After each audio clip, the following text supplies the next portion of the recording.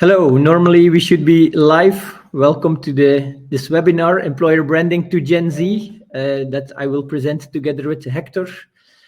I suggest, Hector, that we wait a few more minutes, maybe 1 or 2 more minutes for people to let them, to give them the possibility to go online. Of course. Hello, everyone. We'll start, as Timothy said, in a minute or two, so hang tight.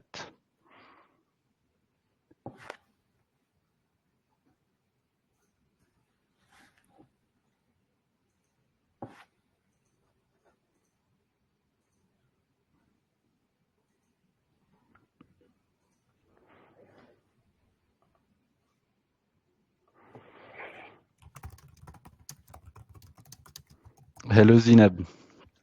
Welcome to the webinar.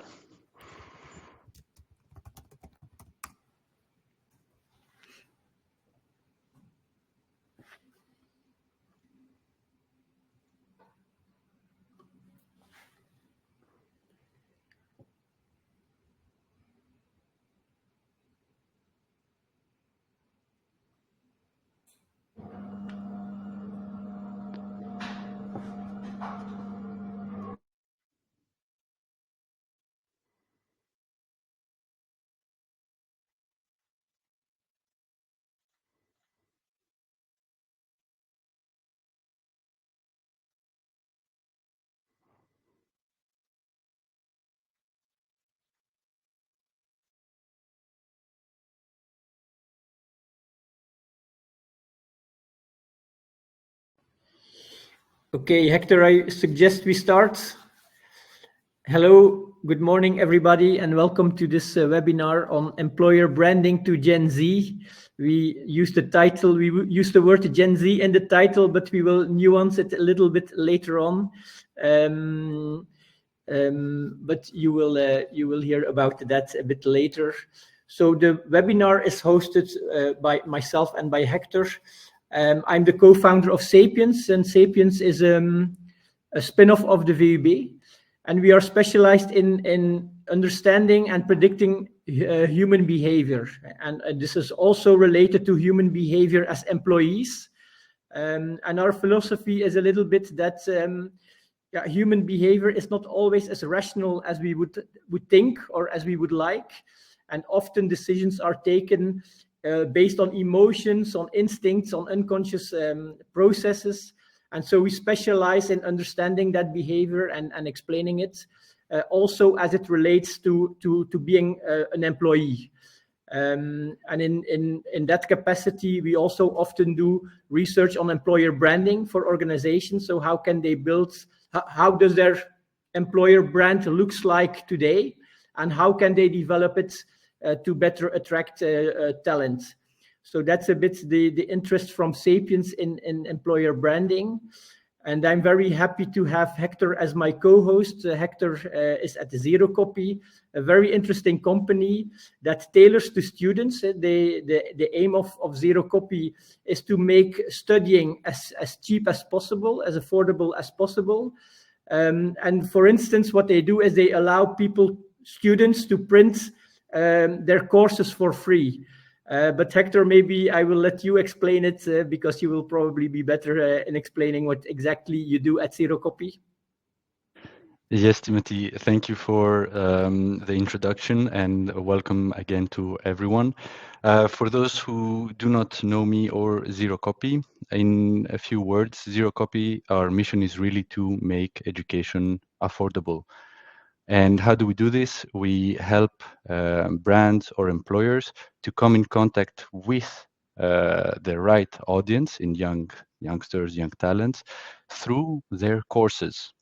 So students and young talents can print all their courses for free, as affordable as possible today. And this is possible through the cooperation of our partners who put their communication in the courses and basically paying for their education. My name is Hector, and I've been part of Zerocopy for more than 3 years and had the opportunity to launch and be part of more than 100 campaigns aimed at youngsters. Yes, thank you, Hector. And also maybe interesting to mention is that given that the communication is in courses, we did a study for you, Hector, in the past, showing that students actually also see that communication almost 100% of the time. So which is quite unique, I think. So very interesting. And I think later on you will share some examples of good employer branding campaigns. So we're looking forward to that as well. Exactly. The agenda for today is as follows. So we first will very briefly, because I think most of you will already be familiar with it, explain what we understand under the name employer branding. What does it mean? And also who is Gen Z or Gen Z? And that's where we will nuance it a little bit. The main part will be on the insights. So we will share some research insights of research we did amongst others for Poolstock and also with Zerocopy among the student population. Then Hector will share some practical insights from all the employer branding campaigns they have already run in the past. And of course, we will end with some conclusions. Now, to explain employer branding, I did what everybody does these days. So what is employer branding? I asked ChatGPT, of course, what is employer branding? And actually, ChatGPT gave a pretty good answer, I thought. So to briefly to summarize it, employer brand refers to the reputation and perception that you have as a company as a place to work, and not as a company to your customers, but as a company to as a place to work, and not in marketing terms, but in employment terms. And I really liked the answer of ChatGPT because employer branding is often interpreted in terms of attracting new talent. But ChatGPT made it broader and more correct, I think. So it's not only potential hires, but it's also about your current employees. And so it's about not only attracting new talent, but it's also retaining that talent when they're actually accepting the job and they come to work for you. You want to keep them, and you also want to engage them. And that's really important, because in employer branding, what you often see is the funnel approach. And where employer branding is really looked at as how can I attract people to work for my company. And of course, the funnel idea, it's in itself quite interesting, because, and that's also what we often do in research, understand that funnel and where do we lose potential candidates. Because you can lose more candidates in certain areas of the funnel. And that also shows you where to invest to make the funnel more broad. So the funnel approach in itself is quite interesting. And to give you, it's a bit a funny example, but we in the past did employer branding research for Philip Morris, so the cigarette company. And one of the things, so we looked at the entire funnel, and just to give you one illustration of why looking at the funnel is interesting, one of the really interesting things that we discovered, and Philip Morris had no idea, was that everybody thought, if I want to apply to Philip Morris, I need to be a smoker. If I'm not a smoker, I cannot apply to Philip Morris, they won't hire me, which was, of course, completely false. Of course, they hire also non-smokers, especially because they're also moving away from the cigarette market. But almost a lot of people, because there are not that many smokers anymore. So, but about 80% of the candidates were already were lost for Philip Morris because of this wrong assumption. And so, looking at the funnel, it's actually quite interesting. But the problem with looking only at the funnel is that you can really attract a lot of people by promising them the world. But then when they actually come into the company and they see that the reality is completely different from what you promised in your employer brand, the front door is wide open, but the back door is also wide open. They will come to your company, they will accept a job, but after a few weeks or a few months, they will leave again because the reality is completely different from what you promised in your employer brand. and they will leave, and you will have to start all over again. And so that's why that's a bit the restriction of thinking in terms of a funnel. And so we prefer thinking in terms of the entire employee journey, right? And not only think about employer branding to attract talent, but also what is my internal employer brand? How do my current employees experience me as an employer? And also take that into account and make sure that your internal employer brand and external employer brand is aligned. Now, again, we even go a step further, because what we often see is that companies that think like this, which is already better than thinking in terms of a funnel, they typically come up with the same employee journey. And so that makes them less distinctive from their competitors. And you also see that in employer branding campaigns. And just to give you a funny example, but if you look at employer branding images for companies that employ engineers, they always look the same. It's always people in a yellow jacket with a plan in their hands.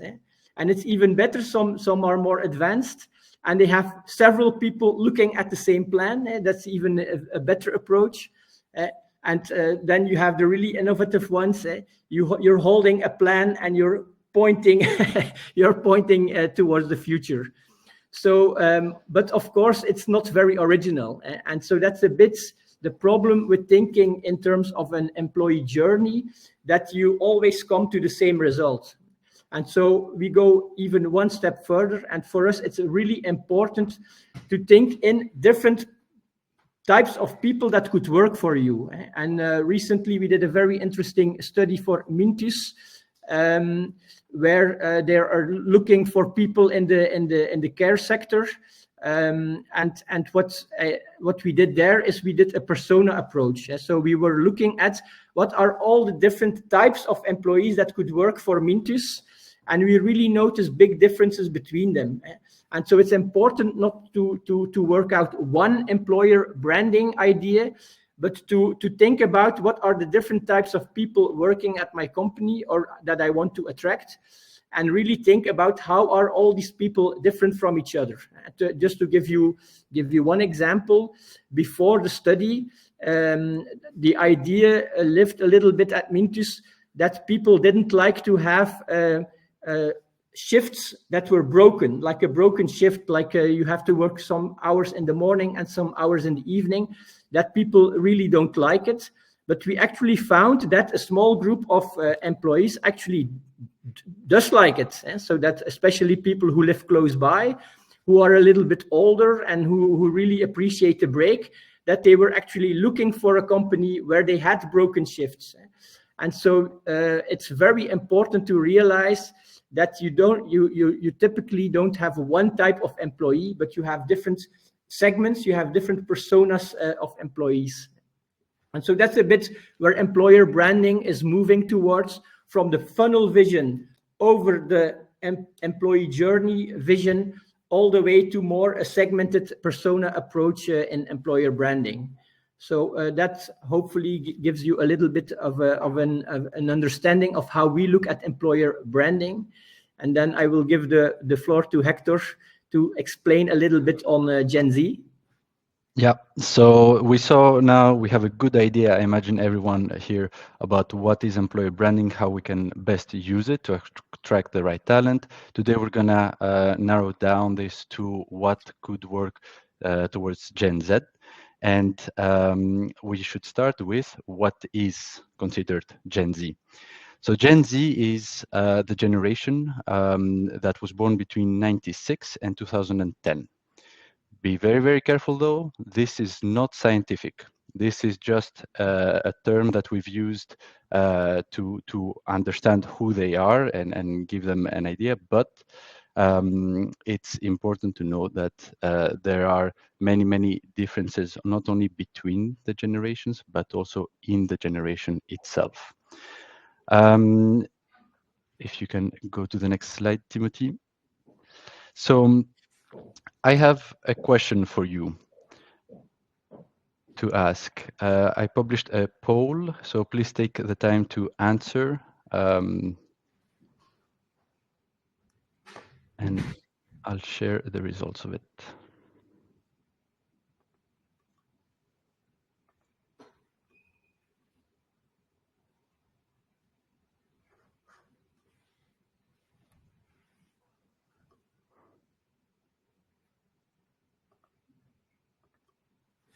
Okay, so I see that most of you say that the Gen Z is and young talents are extremely important for the future of your organization.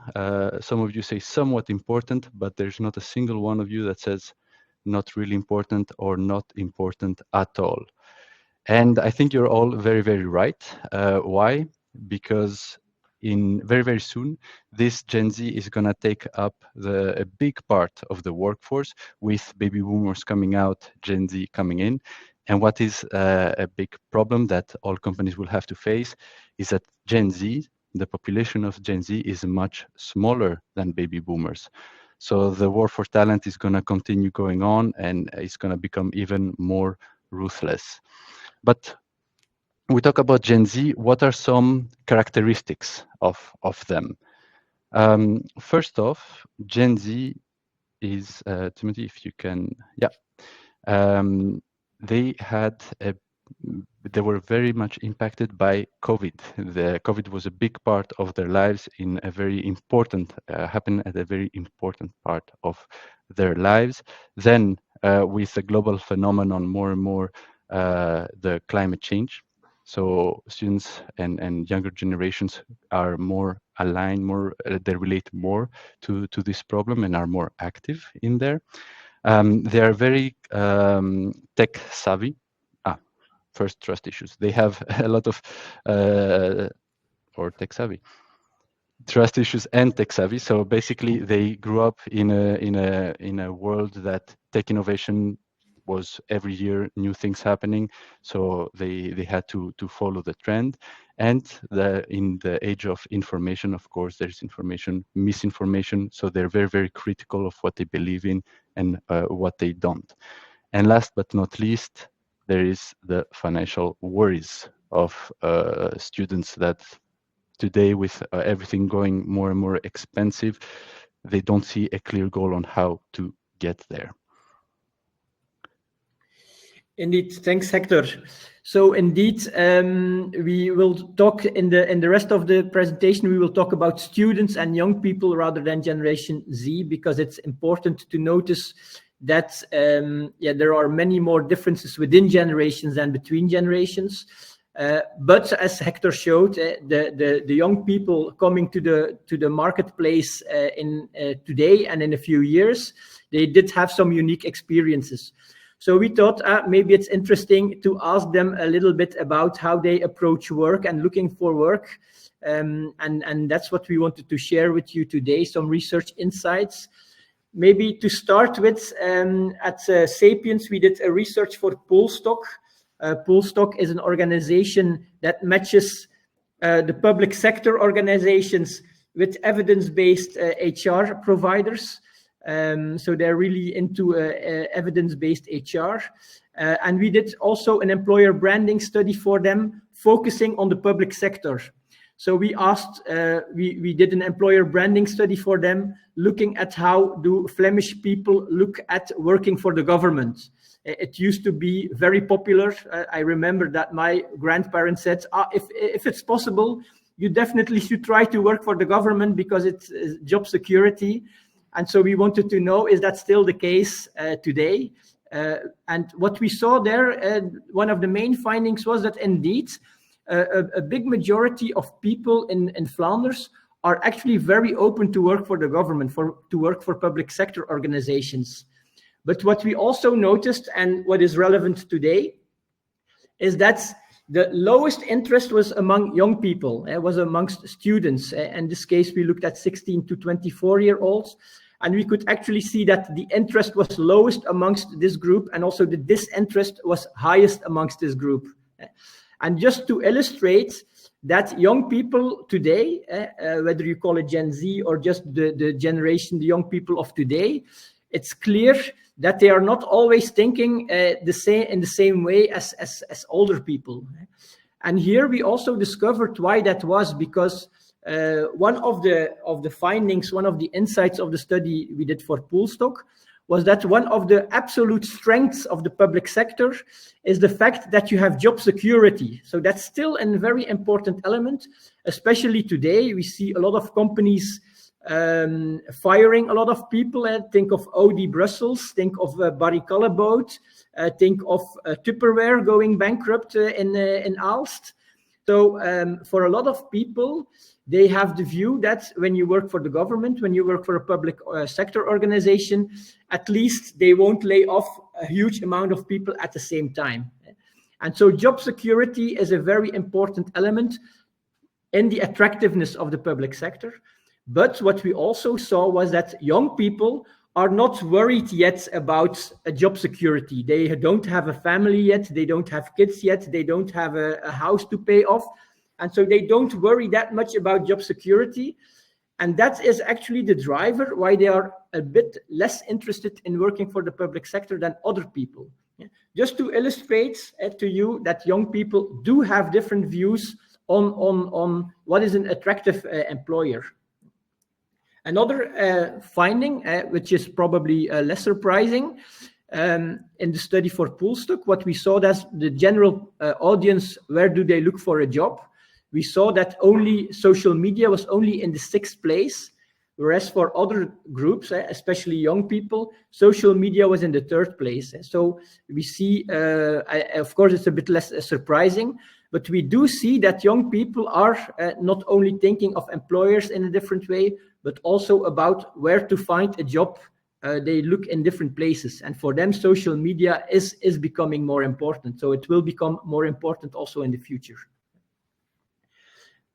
Just to illustrate that young people do indeed look at the labor market in a different way. And that's why we collaborated with Zerocopy, as they have access to all these young people. And we asked them a number of questions on employer branding, on finding an employer, on what they're looking for. And so this is what I want to share with you next. Now, one of the first, and I will maybe share the most insightful results, because we have many more results than this, but we only have 1 hour to go through this. So we selected a bit the most surprising or the most interesting elements. And so one of the elements I found very surprising was that we asked them, do you feel you have all the necessary professional skills to start your career? That actually 55% of students, they don't feel that they have the skills to start their career. Only 10% of students are really convinced of that. And so here it's already interesting, I think, if you're an employer, to think about how can we close that skill gap. We will get a lot of students coming into our company, but they won't have the right skills, or they won't think, or they won't have the confidence that they have the right skills. So how can we, as an employer, help them bridge that skill gap? And that's already a very interesting opportunity, I think. And then if we look at the specific skills that they seem to be lacking most, they're mostly related to working in a company. And so when we see where confidence is lowest, it's mainly on basic business understanding, for instance. So like understanding how a business works, how a company works. That is something they're lacking. Also leadership, which is, I think, normal if you're a young person. But also interesting, not only soft skills like this, but also some hard skills that we will really need in the future. I think as we become really a data-driven economy in the Western world, we see also in the 3rd place data analysis skills. And so that's a lot of people have the feeling we lack those skills. And here, as an employer or a potential employer, it could be interesting to say, okay, when you start at our company, we will get you on track on improving skills like that. Another interesting finding I thought was that we also asked them, when you enter the job markets, how long do you think it will take for you to find a job? And so what we found was that 70%, more than 70%, expect to find a job within 3 months. So they're quite impatient, I would say. Whereas we know from other studies, from student.be, for instance, we know that in reality, it takes between 3 and 6 months to find a job. So again, there, and we have seen this in other studies as well, the speed will become very, very important. And it will be important that as a company, you offer a recruitment process that is relatively fast, because you could lose them if it takes more than 3 months. They could become very impatient and they could choose for another company because your recruitment process is too slow. So that's also, I think, very important to know what their expectations are, and that they're not always matching the reality of today. And that as an employer, you think about how can we speed up that process. And then, this is just a more detail on the previous question. The male students are even more impatient. So there we see that a lot of them think, the male students think that they will find a job within 2 months. So making the situation even more urgent. Before we go to the next slide, I just published another poll. So please answer, when looking for a job, what is the first thing students research in your opinion? Is it a specific company, specific job title, or an industry?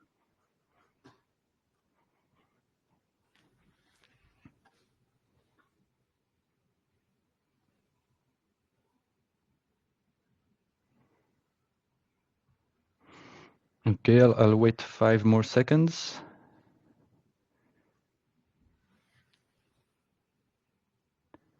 Okay, so most of you answered a specific job description or job title. Second place, a specific company, and third place, industry. I think, Timothy, you have something interesting to share then. Yes, indeed. Okay, I go back to the slides. So what in fact they are mostly looking for is a job in a specific sector. So first of all, they're looking at sector. Second of all, they're looking for a specific job description, a job with specific requirements.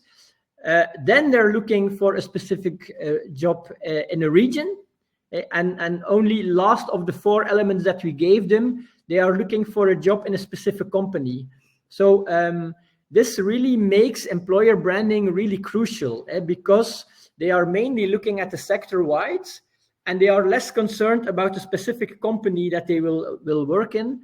And so this makes it extra crucial and extra important for you as an employer to stand out, because it's not the first focus of the students to look for the specific company, but they will look and consider a sector or a job description. And therefore it will be really important to be distinctive and to stand out as an employer. Now, when we asked about the sectors then they are looking for, of course, the answer were quite varied, which was to be expected. And also what we still see today is that there are also big gender differences in the interest of the sector that they want to work for. When we looked at the top answers of the male students, it was mainly engineering and technology, research and development, and science and scientific research. That was the top 3. Whereas for the female students that we surveyed, they said healthcare, social and medical services, and education and training. So a bit the traditional distinction between male and female, that is also maybe not that surprising, but it's still quite there. Another question that we asked was we compared print media to digital media, and we asked them through which media would you look for a job. So here, interesting to put in numbers, but also not that surprising, I think. But yeah, if you would only use print today to these students, you would only reach 5% of them. So print, it's really, not sufficient anymore. I think that's normal. But also looking at the numbers of people who say digital media only or mainly digital media, we see that it's almost a half, it's 44%. So it's really clear that digital media become more and more important, and they will remain important, I think, in the future. But it's really starting to have a big impact. And even though 50% still say we would use both as they are available, we see a big increase in people who really say only digital or mainly digital. And that's also what they require. As I mentioned when I talked about the Polstock study, where I showed you that social media is the third most important channel for students surveyed in that study. We indeed also see that they expect you as an employer to be present on social media.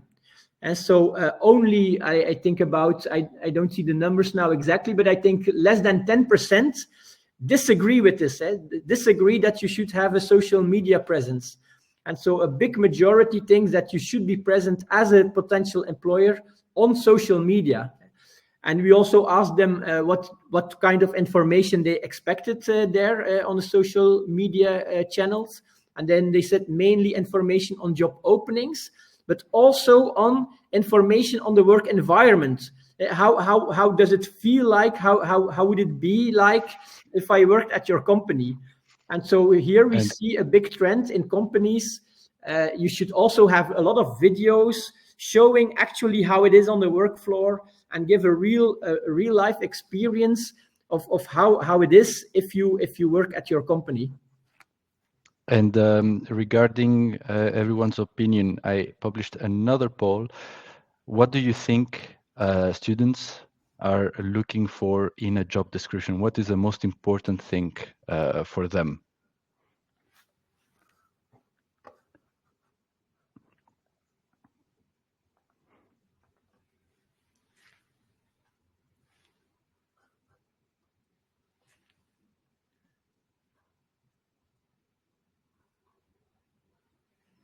I see most of you are answering a company that offers a good work-life balance.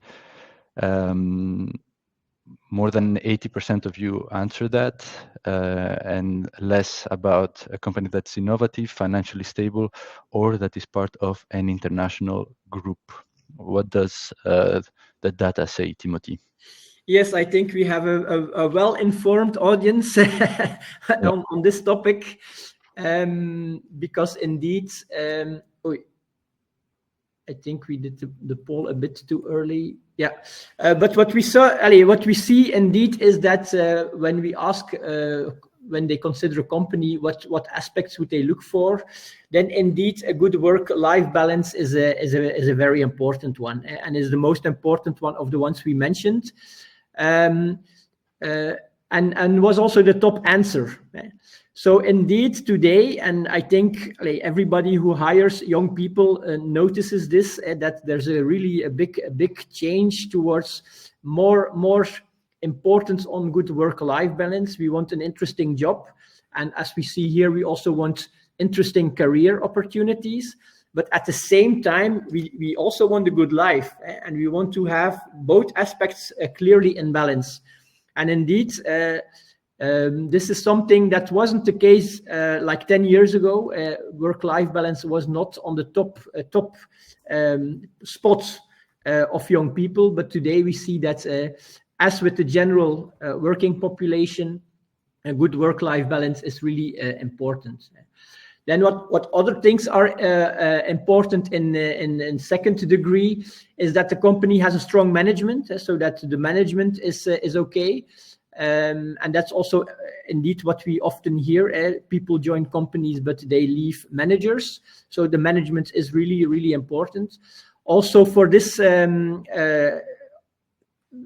this group of young people, and Hector, you already mentioned the trust issues and the fake news issues that they are also experiencing.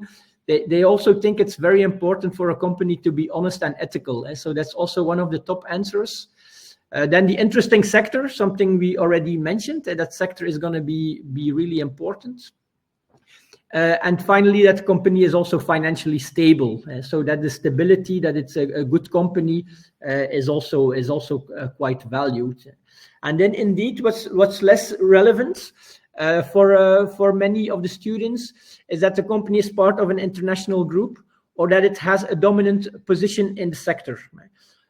Although this is often what we see in employer branding communication, we are the #1 brand, or we are an international company, we are a big company, and we see for young people, that's for most young people, that is less relevant information. Maybe go back a little bit. So they should have social presence. This is also an interesting one, I think, because when I talk to the companies we are working for, they're often surprised also by this result. But when we look at direct channels, that students still really prefer job fairs and job events and campus recruitment. So they really like the direct contact with representatives of the company. They want to talk to them. They want to understand how it feels like working for the company, what are the advantages, what are the disadvantages. And so that's also what we see in practice, that a lot of students, they actually actively look for job fairs, job events.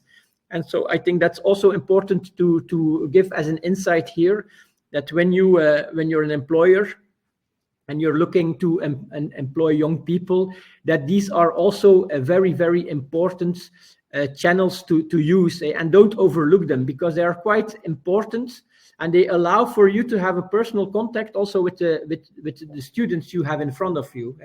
So I think personally also I really like this type of channel.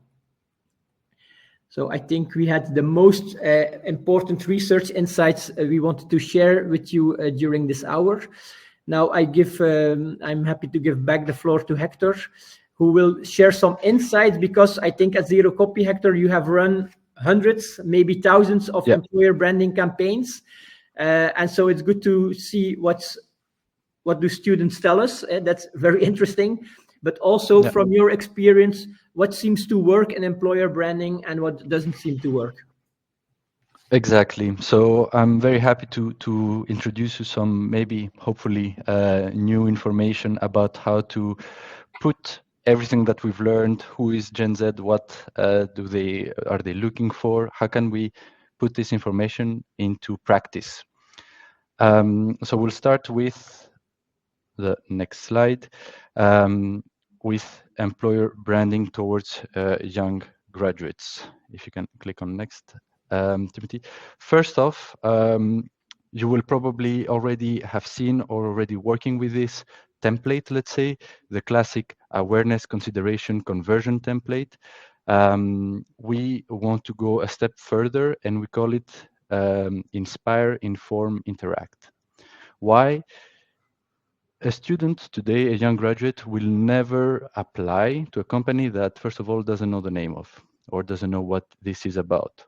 The first contact you want to have with your audience, you not only want them to know your name, but you want them to associate it to something good. So you want to inspire them. Something short, something sweet, maybe the mission. Here I give an example. We believe in making the world better. They will associate that first message with the logo, with the brand, and this is the first step towards becoming a very, very powerful employer in the eyes of students. As soon as these students are inspired, they know what you promise, let's say. Now that they need more information. Okay, I know who you are, I know what you believe in, what you want to do, but how do I play a part in this? Next step would be to inform. We answer all these questions with information about maybe the company, how it looks like working in there, site, maybe the values, or any information that could be interesting and increase the desirability of you as an employer towards students. As soon as we have answered all these questions, that's when we can come in with some interaction. Check this job application out, or look at how we can go forward together, or even what works quite well is in inviting the students to a job fair directly. So not waiting for the job fair to bring them to you, you invite them to the job fair that you will be present. And that's how in very simple steps, we can guarantee the highest effectiveness in your next employer branding campaign. But let's go a bit deeper on each step separately. Let's start with the inspiring one. So how to inspire? Here I have some very inspiring, I would say, examples of campaigns that were in the courses. So it's important to remember the context. These campaigns were in the courses of the students. If you take a moment to read through them, you will notice maybe a small pattern. The first one is the communication is directed to students, and the visuals know it. So it's not something general. Here, for example, we start with a student festival. That's something very relatable to them. They speak the language, they know what it is, and then they take that relatable content, translating it in the next employment opportunities. Then Odoo, with a very authentic message and quite out of the box, saying that nothing on this page, which has the course, will be on the exam, and then giving some numbers. Odoo, a very number-driven company, speaking about how many young graduates are they looking to hire in that year. And last, the thing here about Deloitte, a campaign that worked very well, very simple. They don't speak about employment. They don't speak about what are the next steps. They want to make sure that the students do well on their exams, and they give some information about how to do that by drinking water and boosting the ability to focus. That is how you inspire. That is how you relate a logo, a name, a brand with what is related to the students in the specific moment that they're studying. Then we go to inform. So if we can go Yes. to the next Yes. slide, Timothy, thank you. So to inform, that's where we answer the questions. Okay, Deloitte spoke about me doing well at the exams. What is this really about? This is where we need to give the information, answer the questions. We have here some examples, some more visual than others, but all equally authentic. An example that I want your focus on would be the Toyota one of our of the latest campaigns. Timothy already spoke about how most visuals about engineering are with people in yellow vests pointing at something or looking at a plan. Here they go to the next step. They mention the same idea as the previous visuals, but with just a simple message that engineering is not a desk job.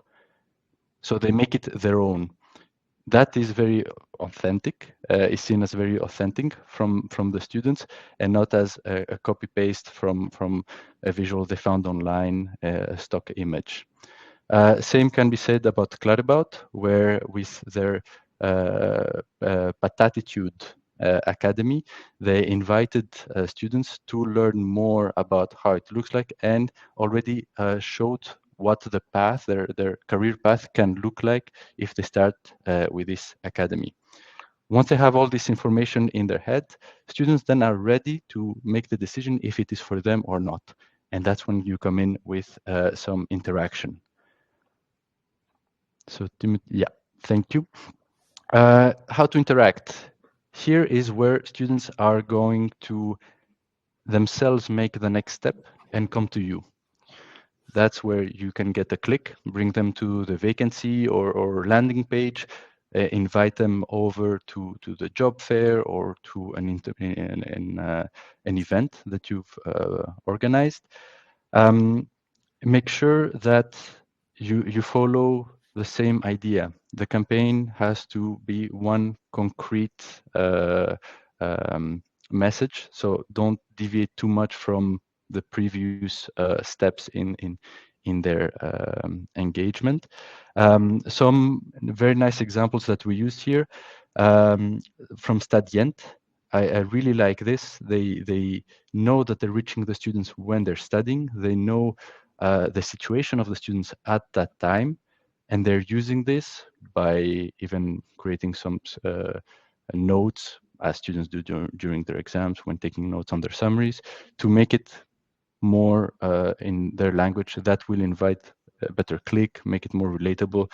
Overall, the campaign is going to go way better. Beobank here, that just said here, we know that students are having a tough time with creating their CV. We created a CV tool where they just have to answer a few questions, and the tool is going to create the CV for them, helping them with their future job hunting. And then IMENTS here, I think, is one of the most authentic and really speaking visuals about who they are and what they do, with a very, very interesting and nice message. That is what works best for their specific target group. In the end, if I had to sum up everything, it would be the following. Your visuals have to have young people with big smiles. That we know is a fact, works very, very well. You need to bring purpose. You need to sell the mission. You need to bring the young graduates to understand what positive thing can they bring by working for you. Authentic visuals, authentic people from your department, let's say, in the visuals would work way, way better. Relatable to the students and to when you reach the students. Very, very important to know at what situation do you reach them. If it's on YouTube, will they take the time to stop looking at their video to go to your website? So don't copy paste everything everywhere. And that comes to the last message, right message to the right medium. Of course, these are some general ideas about what works better, but the most important thing that I would like you to keep in mind from my discussion is the power of A/B testing. There are many differences between generations, but there are even more differences inside a generation between different groups. One visual can work very, very well, one communication, one message to one group, let's say engineers, and can really do badly for business graduates. It's very, very important that once you launch a campaign, you give it some time, you do A/B testing, because the results can really be different, not only between the visuals themselves, but also between the target groups. So take the time, use this, and you have nothing to lose by doing so. And then I give back the floor to Timothy. Yes, thank you so much, Hector, for those insights, more from the practical side, I think. Yeah, by actually doing employer branding, you can learn a lot. That's definitely clear. So I will end with the conclusions, and then we will still have some time for questions and answers. So the three main messages I think we want to give you is that, first of all, when you think about employer branding, really be convinced of the fact that your external employer brand should be completely in line with the internal employer brand. And the best way to do that is to take the entire employee journey in consideration, so that you can put the front door wide open, but you can keep the back door closed, so that they actually are happy when they start working with you. Also, very important takeaway message is it's interesting to look at how young people think about employers and finding work. But don't forget that the differences within generations are still much bigger than the differences between generations. And that makes it even more important to take into consideration the persona or the segmented approach, because we gave you some general insights from the research. But when you look at the graphs I showed you, it's not that everybody gives exactly the same answer. The answers were always quite spread over the different elements. And so even though for most young people, work-life balance is really important, there are other students and young people for who work-life balance is probably less important. And so you should definitely take that persona approach into consideration when you're thinking about employer branding. And then finally, what we learned from Hector is bring purpose. That's really important for young people, but for everybody, I think, looking for a job. Be authentic to you. That's really, really important. That's also something we know from cognitive psychology. It really works. Look at the campaigns from Carglass, for instance. They use real, instead of actors, they use real employees. Also, the current campaigns of Colruyt use real employees and not actors, and it really works. So be authentic to you, but also relatable to them, so that they can relate to who you are. And here for us, it's again very important. You can start from some insights. You can start from some general principles that we know are typically successful. But as in everything in marketing, and so also for employer branding, it's really important to test, and update your campaigns. And so the message of doing A/B testing, I also completely underscribe what Hector told us on that part. So I hope it was a bit interesting to you what we had to say to you today. And we still have a few minutes for questions and answers. So feel free to type into the chat the questions that are still remain. Or do still remain, and we will be very happy to answer them. I see that there is already a few questions.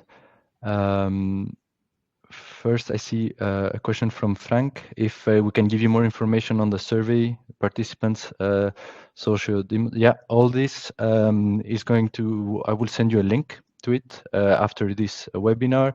All our research is posted and with more information. You can find most of the research that we do on Zerocopy through a newsletter that we send out every month, every couple of months.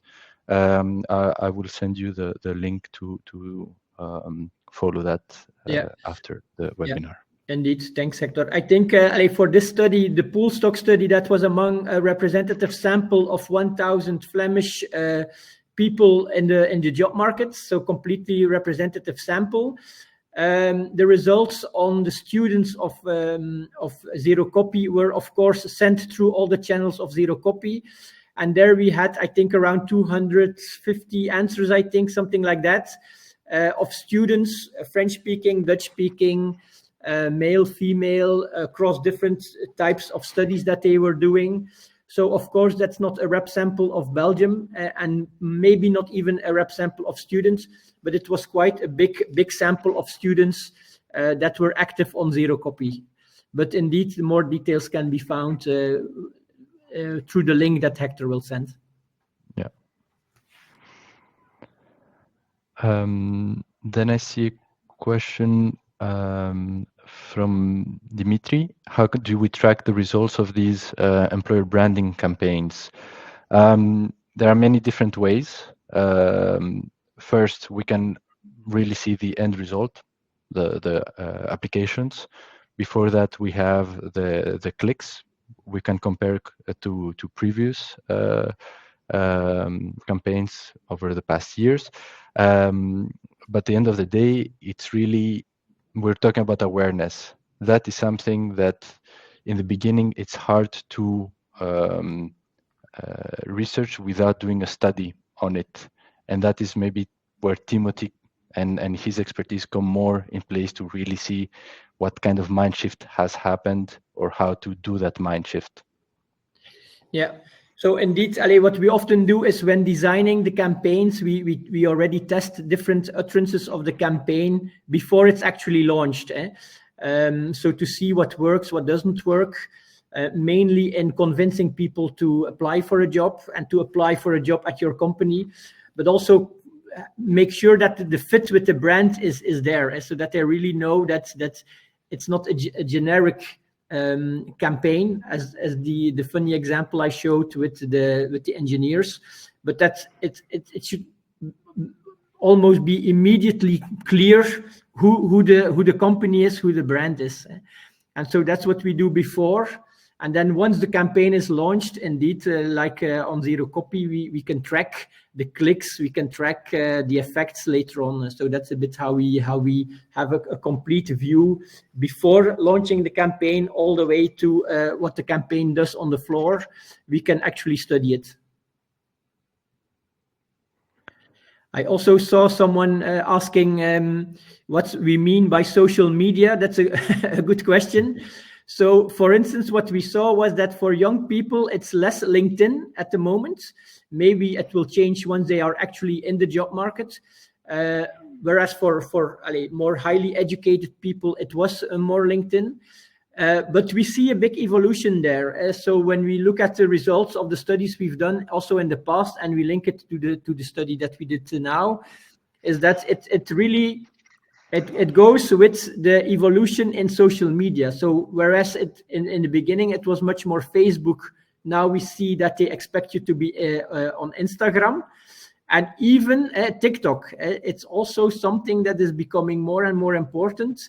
It's definitely not the biggest channel, and I'm not saying that it's absolutely necessary, but we believe that if you want to reach young people, you should use all these different social media channels and really track which are the ones that they are currently using, not only to look for a job, but that they are using in their daily life, and how can we be present there. And yeah, there are some examples of companies that even do employer branding on TikTok, very short clips of employees sharing a message or something like that. So it might become more and more even TikTok. But for the moment, it's mainly Facebook and Instagram. And then when they actually enter the workforce, it's of course also LinkedIn. Then I see one more question from Raf. Belgium is experiencing a shortage of technical blue-collar profiles for recruitment. Do you have any strategies or tactics to effectively reach and engage the new influx of Gen Z individuals who are entering this market? From my side, what I would suggest is also what Timothy showed. Students and younger generations start looking in a sector, then than a specific position or a specific company. So that makes it even more obvious that employer branding is where your company can differentiate compared to others in the same sector. So I would make sure that your target group knows who you are, knows what you're about, and let them come to you. Of course, that doesn't happen overnight. So it's a lot of effort, and it's going to be more and more important in the coming years with the rise of Gen Z. Make sure that everyone knows who you are in that market. I don't know if Timothy. Yeah, I agree. Of course, it's indeed a very good question from Raf, and it's extremely challenging. We also see that a lot of companies are actually looking even abroad to fill those gaps because it's becoming more and more difficult in that sector. So I can only agree that it's extremely challenging, and that maybe employer branding is indeed even more crucial in that segment to convince them. But yeah, it's not so easy indeed in the Western world, and especially in Belgium to reach that group. And then again, do the research, and depending on the sector, depending on the type of people, try to use those channels that they are already using. And so again, these social media channels are often the channels they're already using. So it all starts with really understanding your really very specific target audience and studying them, and then applying the insights from that. Okay, I think, Hector, it's 12 o'clock. We Yes. will let people have their lunch. I hope everybody thought it was interesting and learned at least something from this presentation. And Hector, as you said, you will send a link with the recording and with some extra information. Yes, you'll receive that very, very shortly.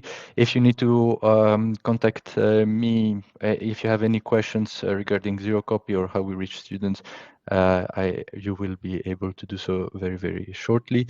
And for Timothy as well, we're going to also come to you if you have any questions on that. Okay, thank you so much, and have a nice afternoon. Thank you, everyone. Bye-bye. Bye.